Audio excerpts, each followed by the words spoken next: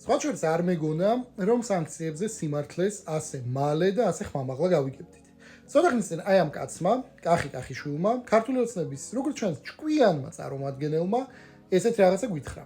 Rodemde უნდა ვიჯდეთ, რომ ხო სანქცია არაფერი არა. არაფერი არა, როგორ არ არის არაფერი, არის. ამას ანუ სანქცია რაღაცა ყოფილა. ვინ იფიქრებდა? ყოველდღე რო გვასანქცირებენ და იმ ხალხმა რა ქნას კაცო ახლა ერთია რომ პოლიტიკოსი გაუძლებს სანქციებს ახლა საჯარო მოხელეებს სანქციებს რო ადებენ ეს რთული ამბავია ისიც კი აი ამ ნაწილში სხვათა შორის ყველაზე მეტად ვეთანხმები. ოღონდ არა მარტო რთული ამბავია ეს სანქციები, არამედ ძალიან სამწუხაროა, რომ ქართულმა ოცნებამ ჩვენ სტრატეგიულ პარტნიორებთან ურთიერთობები აქამდე დაიყვანა. ერთადერთი გამოსავალი, რომელიც ქვეყნისთვის კარგი იქნება და ოცნებასაც გამოადგება, ეს არის პოლიტიკური პატიმრების გათავისუფლება და ახალი არჩევნების დაწესება.